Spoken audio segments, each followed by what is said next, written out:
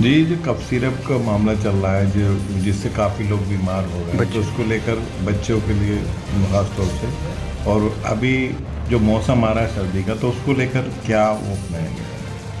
जैसा आपका पहला सवाल है कि कफ सिरप से काफ़ी बच्चे परेशानी में हैं, ऐसा संज्ञान मेरे जिले में तो अभी तक नहीं आया है। जी जी। हालांकि उत्तर प्रदेश से भी ऐसा कोई संज्ञान में केस नहीं आया है। राजस्थान में जरूर आए थे कि वहाँ पे कुछ बच्चों की डेथ होना बताया गया था, जिसपे जाँच पड़ताल चल भी रही है और सैंपल्स वगैरह लिए गए।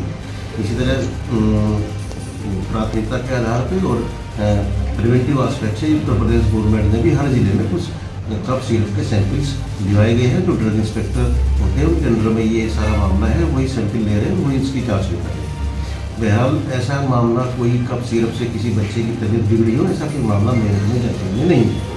जहाँ तक दूसरा सवाल आपका है कि आजकल के बदलते मौसम में हम क्या करें क्या ना करें, तो ये बदलता हुआ मौसम है, कुछ मेरी आवाज़ आप देख रहे हैं, मुझे भी कुछ जुकाम खांसी लग रही है, तो ये हर किसी के साथ है, क्योंकि ऐसे बदलते मौसम में वायरल इन्फेक्शन बहुत जल्दी होते हैं और ये 10-15 दिन चलते हैं। ऐसे वायरल इन्फेक्शन में हमें विशेष रूप से बच्चों, छोटे बच्चों को और जो बुजुर्ग लोग हैं या कोई जो पहले से किसी बीमारी से ग्रसित लोग हैं, उनको ध्यान रखने वाली बात जरूर होती है, क्योंकि वायरल इन्फेक्शंस होना और फिर उसमें इम्यूनिटी यदि कमज़ोर है तो वो वायरल इन्फेक्शन गंभीर रूप धारण कर लेते हैं, जिससे पेशेंट की हालत ज़्यादा खराब हो सकती है, यहाँ तक कि मौत भी हो सकती है। तो ऐसे में हमें सावधान रखनी है कि जो भी छोटे बच्चे हैं, बुजुर्ग हैं या जो पहले से किसी बीमारी से ग्रसित है, उनको यदि ऐसे कोई सिम्टम आते हैं तो वो तुरंत अपने नज़दीकी अस्पताल में जाकर सलाह मशवरा लें डॉक्टर से और उस डॉक्टर के अनुसार उसका जाँच और उपचार करें। सर, अपंजीकृत जो हॉस्पिटल हैं और झोला छाप डॉक्टर, उसके लिए भी कुछ क्या वो समय समय पर प्रोग्राम चलते रहते हैं। जैसे कहीं से कोई शिकायत हम लोगों के पास आती है, हम लोग तुरंत 3 दिन के अंदर उस पर विजिट करवाते हैं और यदि वो अनधिकृत रूप से वहाँ पे कोई इस तरह का इलीगल काम कर रहा है तो उसके खिलाफ कार्रवाई की जाती है और जांच की जाती है।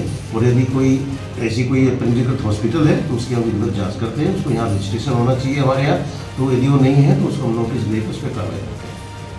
शाहजहाँपुर का एक डॉक्टर है जिसमें पुलिस का मामला हुआ है, तो वो वहाँ से तो हट गया क्लिनिक से, लेकिन उसके जो कंपाउंडर हैं वही वो मरीजों को देख रहे हैं।